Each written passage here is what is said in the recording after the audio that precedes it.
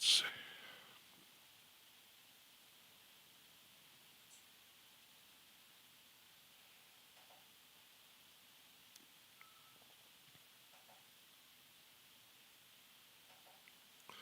All right.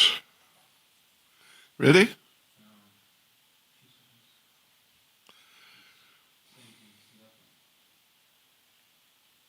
Chanting japa. Okay.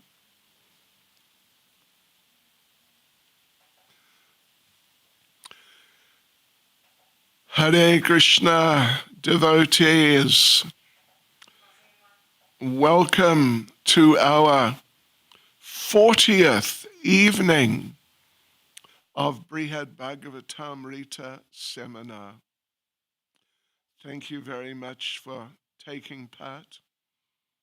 We appreciate your interest. We hope you're finding it interesting. So we are at the moment, we're still in the 7th chapter of the first part, and the last chapter of the first part. So this whole subject of who is the greatest recipient of the mercy of the Lord is it's all really coming, it's really coming up, it's really coming out, and it's just unbelievable. It's just amazing, actually. So Krishna's experience in Nava Vrindavan was completed. He came back, everyone came back. And when everyone came back, then Uddhava explained some of the things that happened amongst some of them while they were over there at Nava Vrindavan, particularly Padmavati in her way was saying different things. So what happened at Nava Vrindavan was reviewed to some degree. And now that discussion is finished. That discussion is finished. And now Lord Krishna is, actually it was Rukmini. Rukmini was explaining the exalted position of the Brijbasis, particularly the gopis. Yes. Then, so everyone was appreciating those words except Satyabhama. So she went to her room, she went away. And now Krishna, having noticed that Satyabhama is not there, Krishna calls Satyabhama. You know, it's an interesting point that amongst the queens in Dwaraka, the one with the most intimate relationship with Krishna is actually Satyabhama. She is Srimati Radharani, actually. Whereas Rukmini, who is generally taken to be like the chief, sort of the most prominent in a sense, she's actually Chandravali, and she has that type of mood. Satyabhama has more the mood of Srimati Radharani, much sort of stronger mood. Rukmini is much more submissive. You may have read, or you may be familiar with the discussion in the 10th canto of when Lord Krishna in Dwaraka, Lord Krishna told Rukmini that, you know, you are a royal princess, and what am I? Who am I? Well, nobody knows who I am. Am I a cowherd? Am I a kshatriya? What am I? So Krishna's point was that for such a qualified kshatriya princess as you shouldn't have to tolerate having such a, sort of enigmatic person, if you understand enigmatic, such a sort of a person surrounded by many question marks. And people just don't really know that sort of person is an enigmatic person. Sure, who is he? What is he? So you shouldn't have a person like me as a husband. You should have some proper Kshatriya prince as a husband, not some unknown quantity like me. So to help you out, Krishna told her that to help you out, I think I'll leave you. And then you'll be free to accept some worthy Kshatriya, real traditional Kshatriya as your husband. And Rukmini said nothing. She just stood there, becoming more and more overwhelmed, until finally she became so overwhelmed with this idea of Krishna leaving her and not being with Krishna somehow or other that she fainted and she fell to the ground.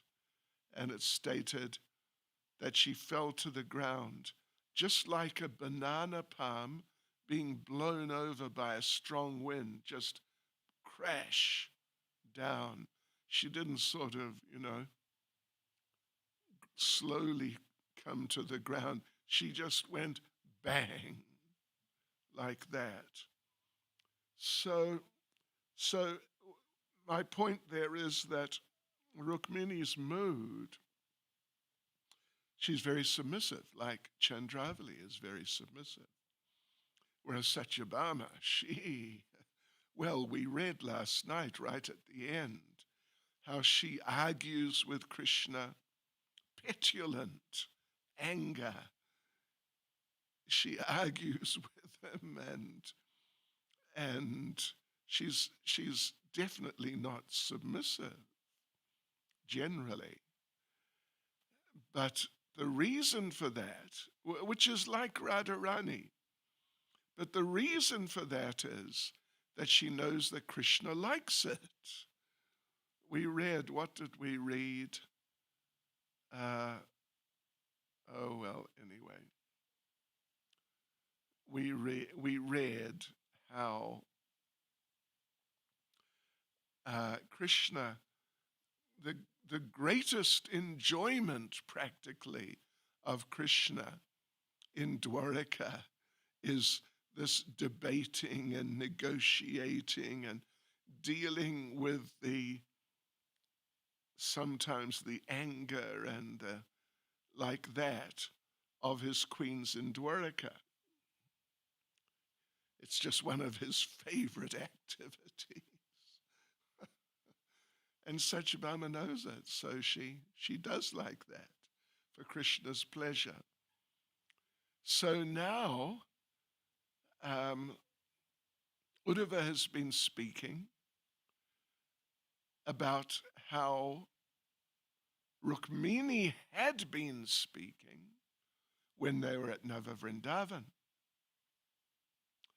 And it ends up with a description by Rukmini, who after all,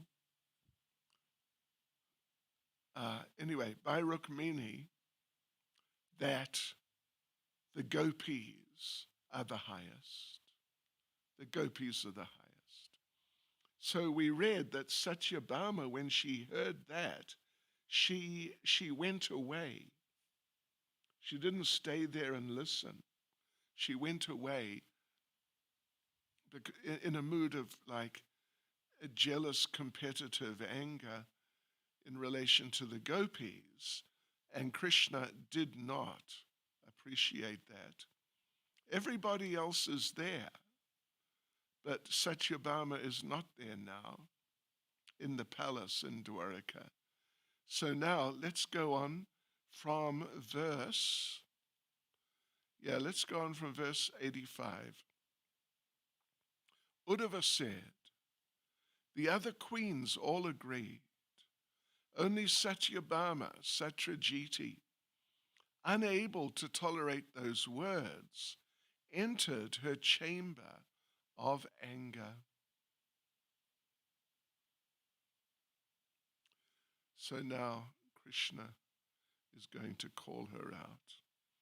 Sri Parikshit said, the blessed Lord of the life of the gopis then ordered angrily, bring here at once that daughter of the foolish king.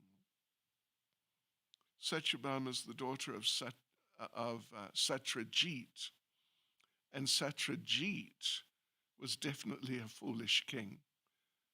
You know, in that story of the Shamantaka jewel and how it got stolen and where it went and how eventually it came back to Krishna, Satrajit,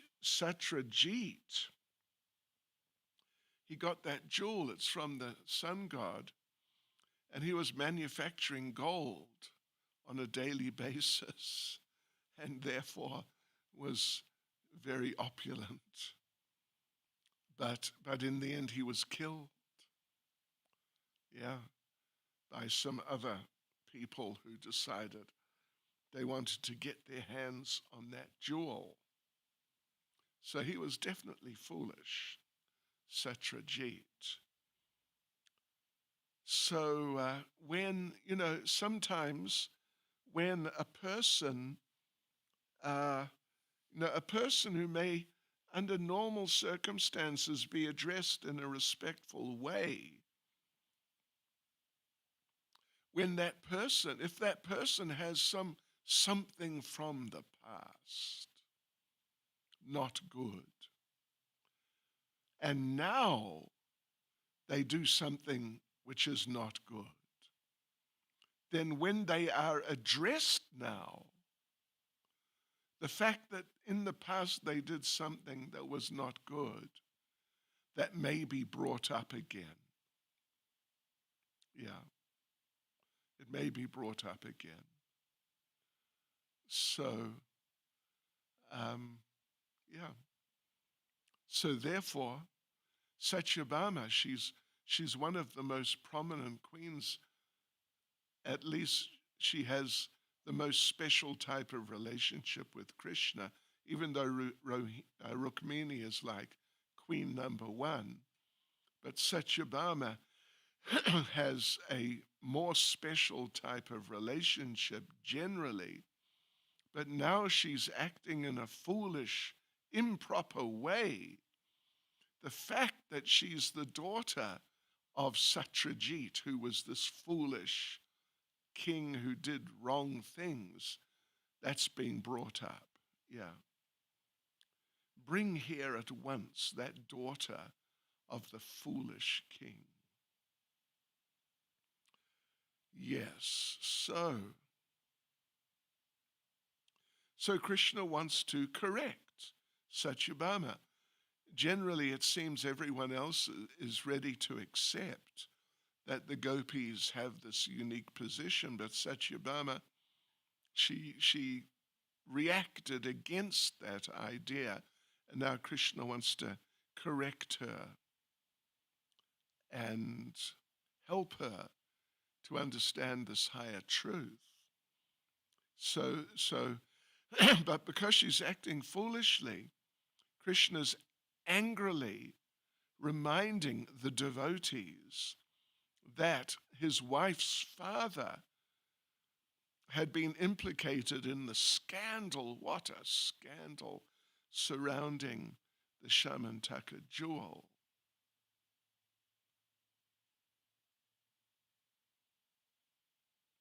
Yes.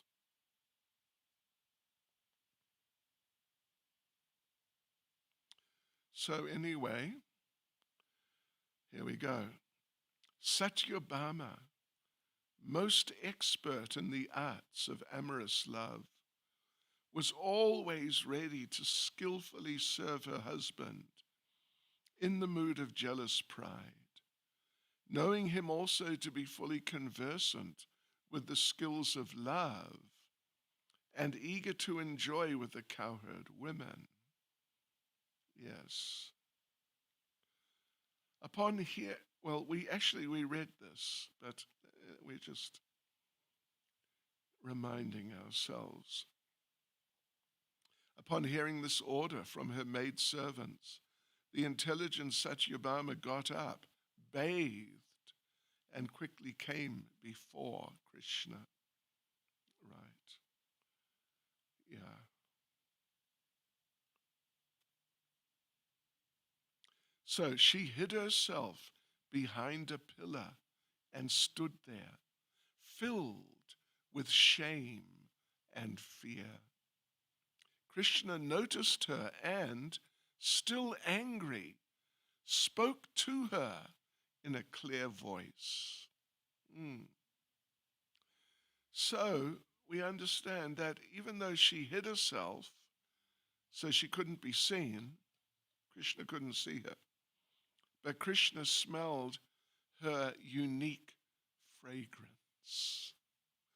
She's a very special woman with very special tastes in terms of fragrance. And Krishna smelt her and understood, aha, she's there.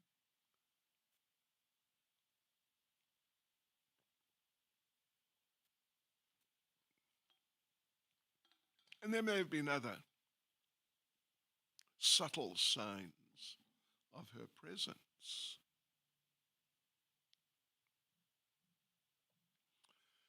Yes. So Satyabhama, her nature's like that, like Radharani.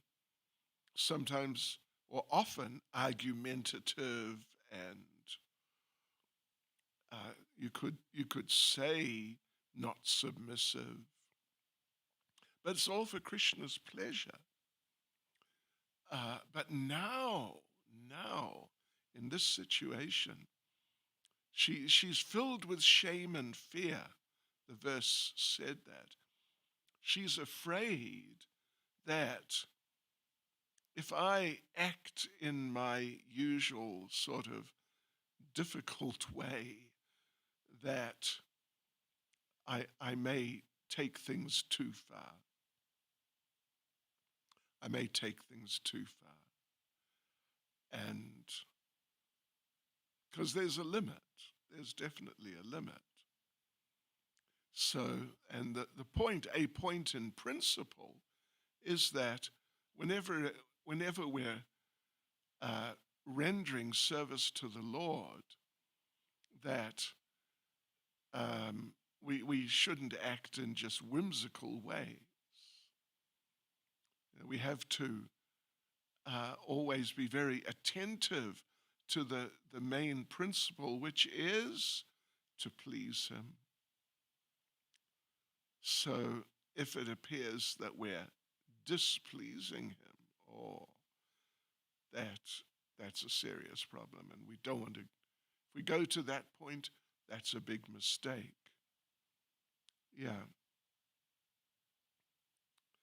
So verses 90 to 91, the Supreme Lord said, "O weak-minded Satrajiti, just as you grew angry when Rukmini obtained special favors like the Parijata flower, now you are angry at our intense love for the people of Vraja. Silly woman, don't you know that I am ruled by their desires?"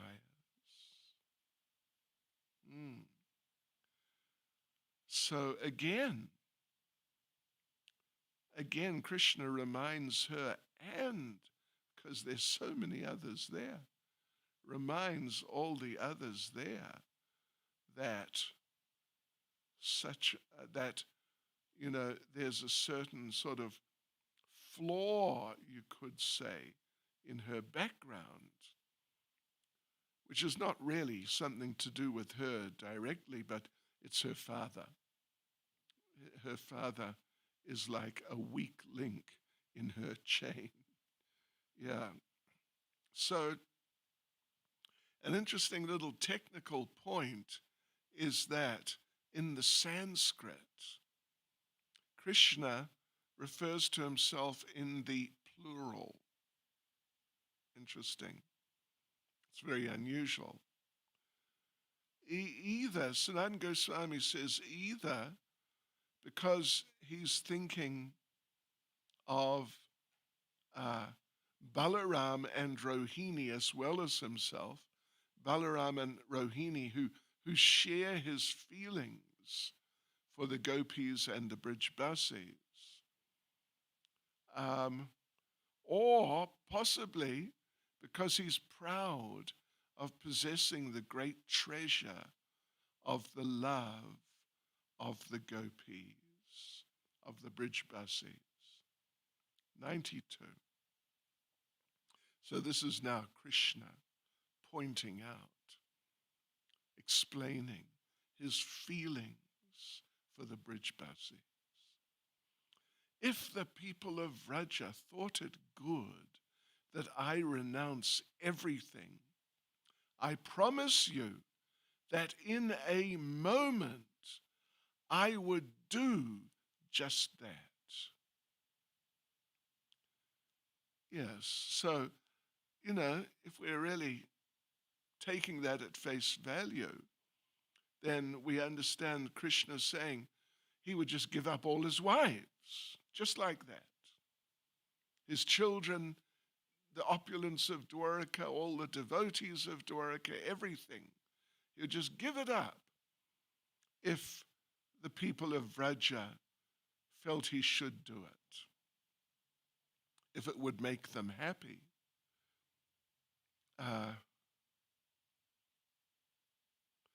So here's an interesting little point, that we should also take into account that a solemn vow, Krishna's making a solemn vow here, is usually made only before someone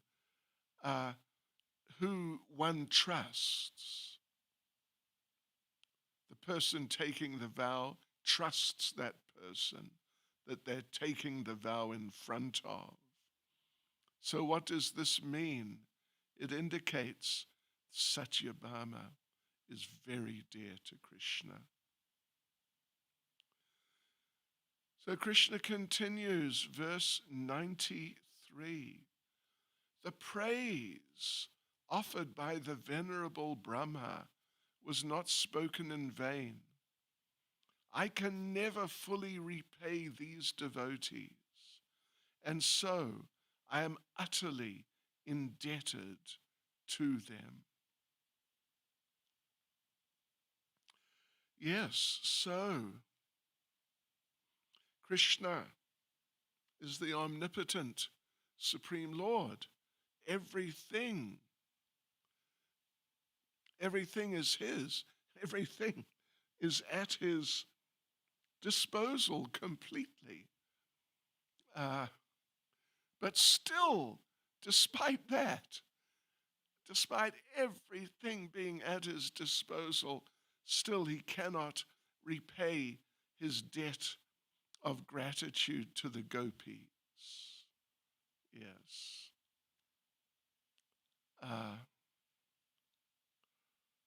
Therefore, he's constantly looking for even small things he can do to please them.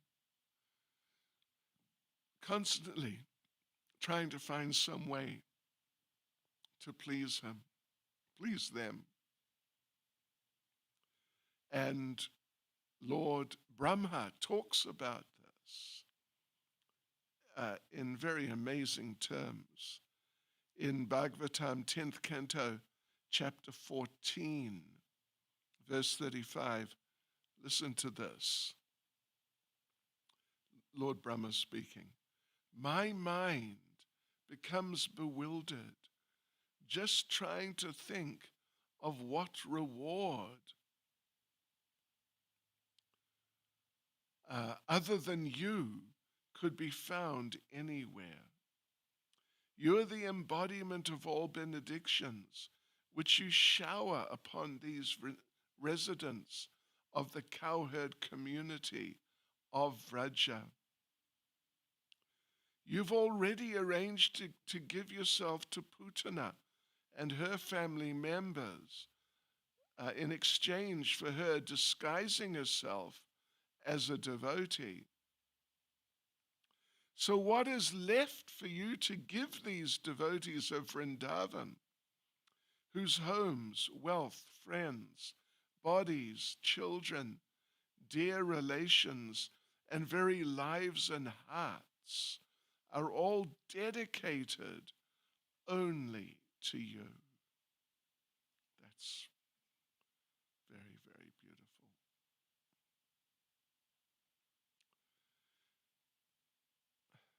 So now Krishna continues. But even if for their pleasure I were to return to live with them, I don't see how that would help. See, now Krishna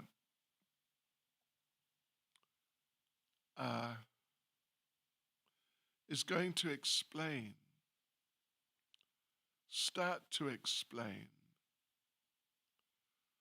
why he doesn't just immediately go back to Vrindavan. So 94 again. But even if for their pleasure I were to return to live with them, I don't see how that would help.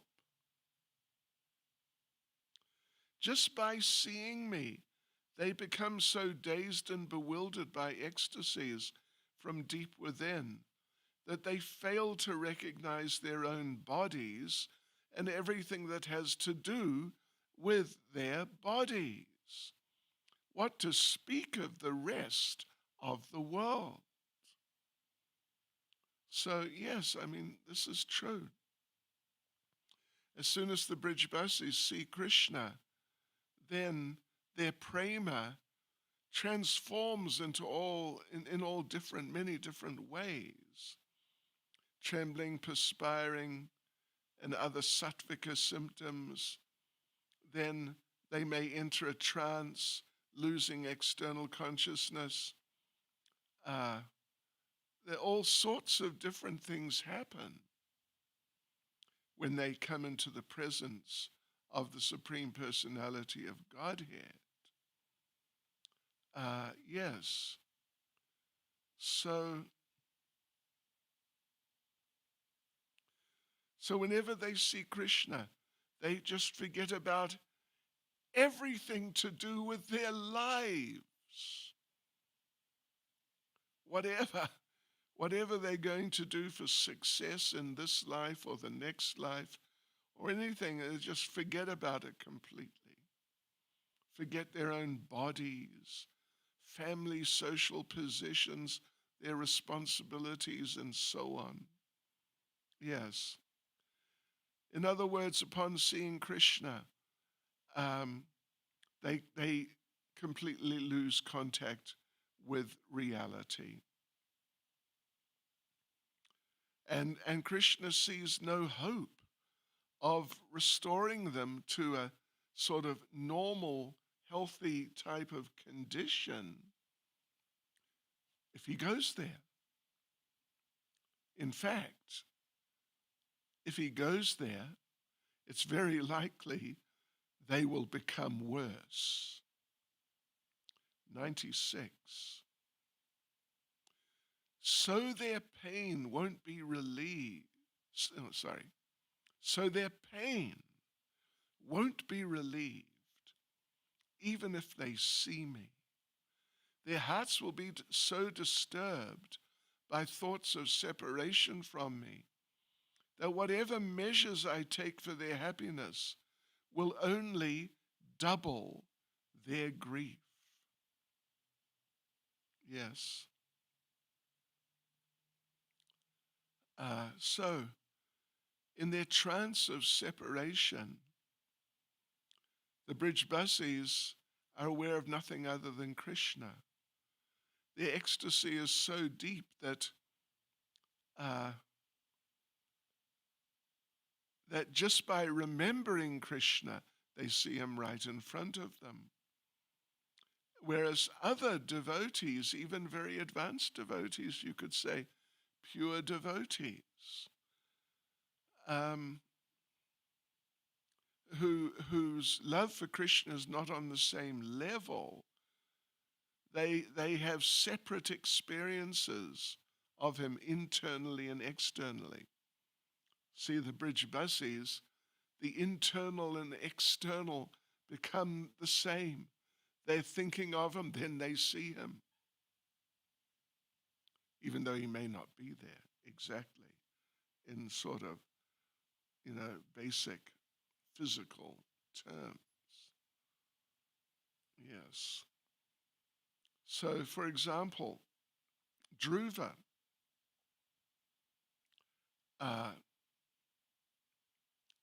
concentrated his mind on the Lord in deep meditation, but that did not develop into a vision of him externally. He was seeing the Lord within, but not that he opened his eyes and saw the Lord outside. No. Of course, the Lord did appear eventually outside. That's something different from being so absorbed in seeing the Lord inside that you just see him outside even though he's not there. So yeah, it was in the case of Dhruva, it was only when the Lord showed him special mercy that Dhruva saw him outside.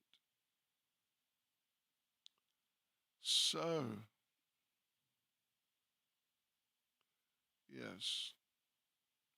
So this vision of Krishna's beauty, relished by the Brijbasis, it's the ultimate fruit of spiritual perfection. So now, of course, someone could suggest that, okay, so if Krishna goes there personally once more, then their condition will improve. So he should go. So, there might be some truth in that. But to recover from the intense pain of separation would take some time. And then, as all that is going on, then the fear of being separated again will develop within their hearts. So they're feeling the pain of separation. He comes, and the pain of separation gradually reduces. But at the same time, they're becoming afraid that they're going to be separated from him again. So you see, it's a difficult situation. Therefore, Krishna thinks that returning to them would only throw them deeper into separation. So it won't help. So,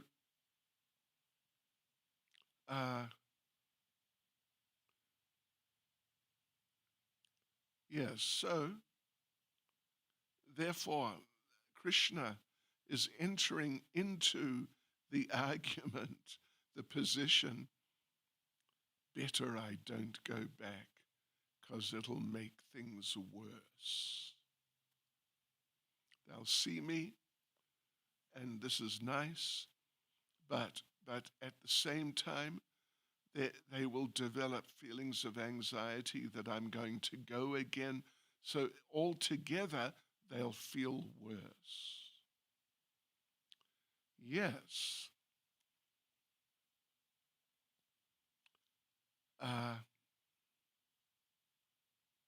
So Krishna's thinking, the Brijbasis won't recover just by seeing me.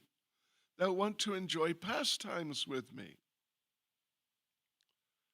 Um, but it'll only be possible for a short time because I have many things I'm meant to do, killing demons and so on. So I won't be able to really just spend time. I'll have to go. So, yes, like this. There are sort of conflicting circumstances in the whole situation.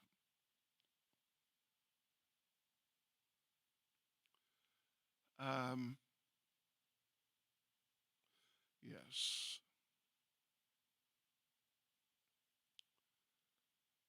So, yeah. So he's thinking any attempt to make the Brijbasis happy will quickly make everything go wrong. Just as water thrown on an oil fire makes the fire explode and go out of control. So Krishna is facing a real dilemma then in this regard. On one hand, the Brijbasis don't know how they can survive being separated from him. And on the other hand, even if he stays with them, even for a long time, they will inevitably worry that at any moment he may leave them again, and that's just going to overwhelm everything. So, like this. So this is the greatest glory of the residents of Vraja. It's just truly amazing. So therefore, they are the recipients of the greatest mercy of the Lord in the form of the super excellent Viraha Bhava, the ecstasy of separation. So now we come to verse 97, and let's just see. What is it now? 90. Oh, well, anyway. Krishna explains from verse 97 maybe to 105 or something like that. A little tricky to say. And he's going to explain why he married the queens. Oh, this is a good question. This is a really good question. So Krishna's continuing to talk. And when they cannot see me, they become so torn that the fire of separation leaves them sometimes as though dead, and sometimes as though insane. Thus, they partake of the nectar of wonderful ecstasies. These are wonderful ecstasies. Torn with the fire of separation, which leaves them sometimes like they're dead and sometimes like they're insane. This is nectar. So, this is Krishna arguing or defending himself against the accusation that he has been unkind, ungrateful by leaving the Brijbasis. They experience his absence as a type of concentrated agony similar to the burning heat of fire. So they just lose it and they seem to be about to die. And at other times they seem mad. But actually, these are the symptoms of the highest ecstasy, the highest bliss. From our perspective, the material perspective, it is not easy to really grasp that. But that's the case. In this way, they experience the highest bliss, the highest happiness, the highest ecstasy. 98. If they see a patch of darkness resembling my complexion, they embrace it and kiss it, mistaking it for me. What more can I describe? Krishna's saying, yeah. There are different stories we hear that when they see a dark monsoon cloud, they think it's Krishna. When they see a dark tamal tree, they think it's Krishna. These types of things. So here, when they see a shadow or dark place, which reminds them of Krishna's dark blue complexion, they think Krishna's standing right before them, and then they try to kiss and embrace the shadow or whatever it is. Yeah. So therefore, even if he returned to them, he wouldn't really be able to pacify them completely. Even in his absence, they enjoy his presence by picturing images of him within their minds. And then they feel they're completely with him. And you know, it's true. Because when you see the picture of Krishna, Krishna's there. He's completely there. It's not just a representation or some sort of reminder. He's there. He appears within their minds, within their hearts.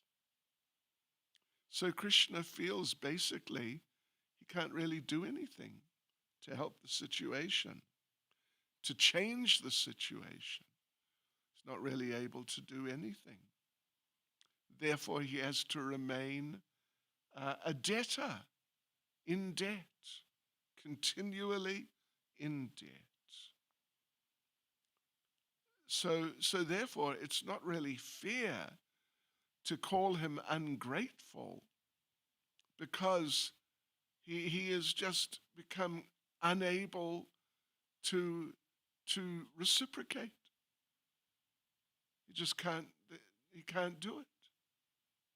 Not that he doesn't want to express gratitude and reciprocate. He wants to, but he just doesn't have the capacity to do that. 99, and here we go, devotees. Fasten your seatbelts. Therefore, my staying with them would be equal to my absence. Realizing this, I have not returned there. Now, speaking to the queens, now hear the real reason I married you. Sure.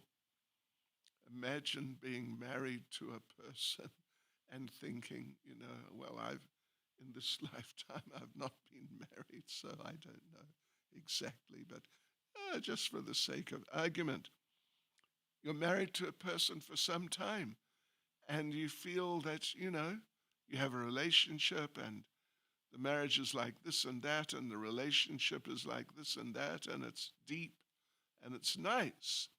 But then the person who you're married to says, let me explain why I really married you. It's not, it's not just what you may think, that it's a regular marriage, it's something different. Yeah. So, anyway, Krishna, in regards to the Brijbasis, Krishna is eternally in Vrindavan. And sometimes they see him, but they may think he's not there because they feel he's gone. He left. We saw him go. He went to Mathura and he didn't come back. So they actually see him sometime later.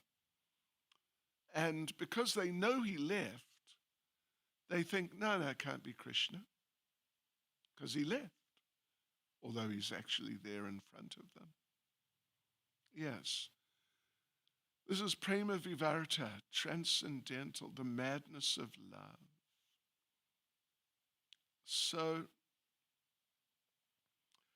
So even though the devotees of Vrindavan suffer the pain of separation from him, they still continue to enjoy forever the manifestations of his uppercut pastimes which are materially not visible, but in their state of love, they see them. Yes. So, some hints of this have already been spoken by Krishna in these verses here. Like verse 93, I can never fully repay these devotees, and so I am utterly indebted to them. Verse 95, just by seeing me, they become so dazed and bewildered by ecstasies from deep within. And verse 96, whatever measures I take for their happiness will only double their grief. Yes. So it's really deep. It's really deep. So, but having said that, we understand Krishna does go back sometimes, actually. For example, in the Bhagavatam, first canto, chapter 11, verse 9, the citizens of Dwaraka, they talk about how they see Krishna, but sometimes they don't see him when he goes to Hastinapur and Mathura Mandala. So in other words, he does return sometimes. And as is stated, and Prabhupada quoted the verse many times, Vrindavanam parityaja ekapadam na gacchati. Krishna never takes one step outside of Vrindavan in one way or another. So, here's an interesting little point. He goes to Gokula, and he is in Gokula, but he doesn't want to explain this directly to Satyabhama and the other devotees of Dwaraka, because it would distress them and make them think that he's going to leave them. Therefore, he doesn't mention these things.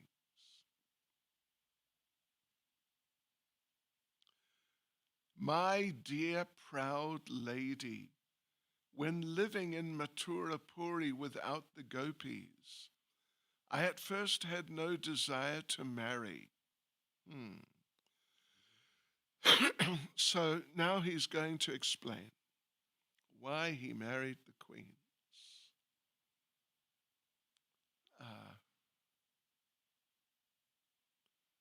Yes. He's less hesitant to speak about the gopis,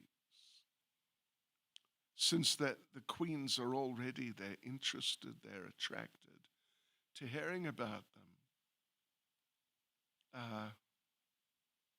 But still, he hasn't mentioned the names of any of them, like the name of Radharani. So, okay, so what happened? Why did he marry them? But from the mouth of a Brahmin, I heard Rukmini's letter, which told of her distress and her intention to commit suicide if she could not obtain me. That's there in Brihad Bhagavatam in the 10th canto. Rukmini sent the messenger who conveyed Rukmini's message like that this Rukmini is completely fixed on you. I'm completely fixed on you. If you won't accept me, I'm just going to give up my life, that's all. So then Krishna decided, all right. Krishna could not refuse under those circumstances. And of course, Rukmini is there right now. And Rukmini can confirm that this is actually what she said and this is actually how she felt. So, Krishna says, so I destroyed the pride of a host of wicked kings in battle. I took her hand and carried her off as all the kings watched. So yeah, they were all there. All the kings, Jarasandha, Shishupal, and Rukmi, the brother, was there. They were all there. And they all had their pride crushed by Krishna when he stole Rukmini away.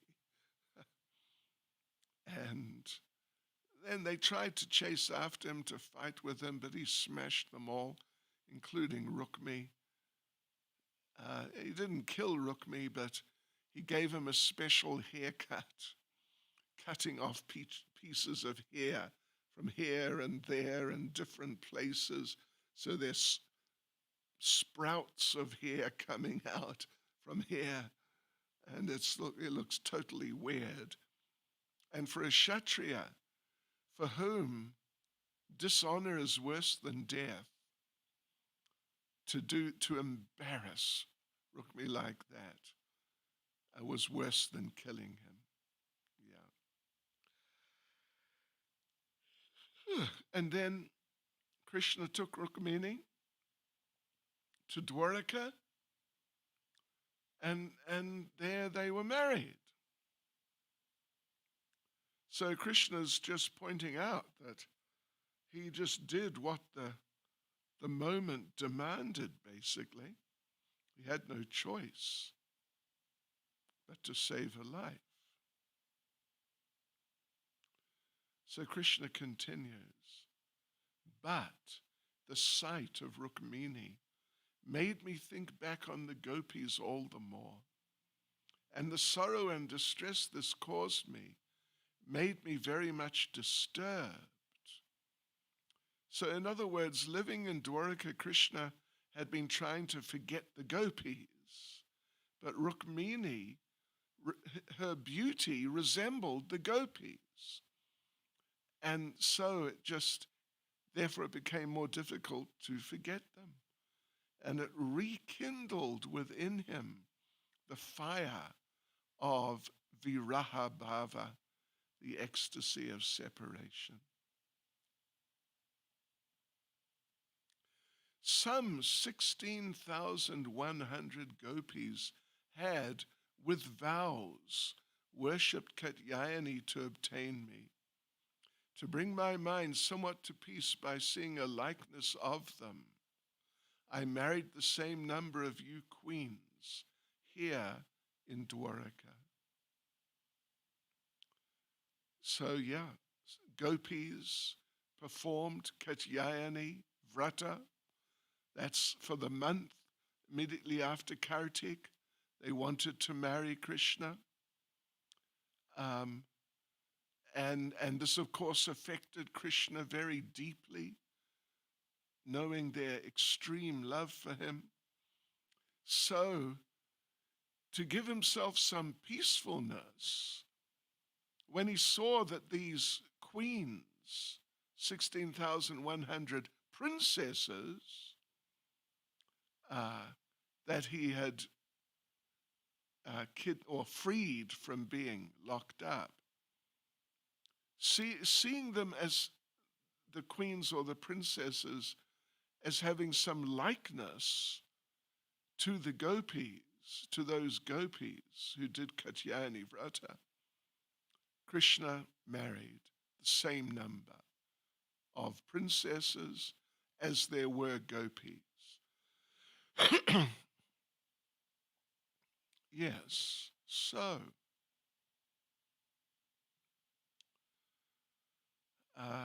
so there you go.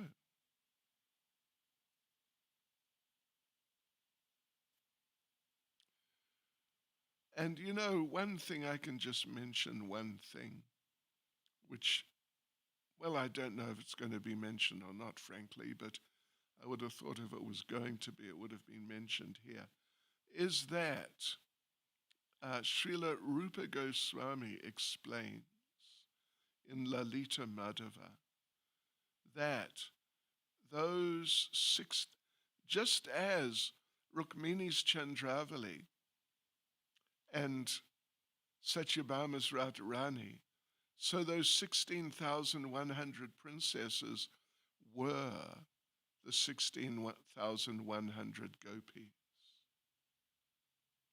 And he makes mention of the fact that some people say that the princesses that Krishna married in Dwaraka, they were expansions of the gopis. Therefore, they looked, there was some likeness and so on. So some say that, but Srila Rupa Goswami says that actually they were the same gopis. Just when Krishna left Vrindavan, for different reasons, those gopis were transported to different places and then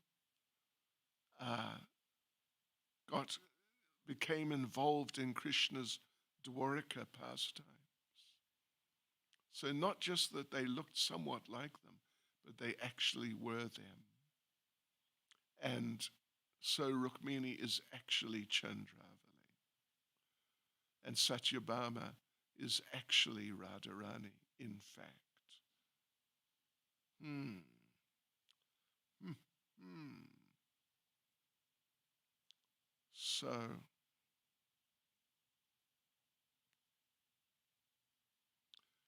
So, okay, we will finish here.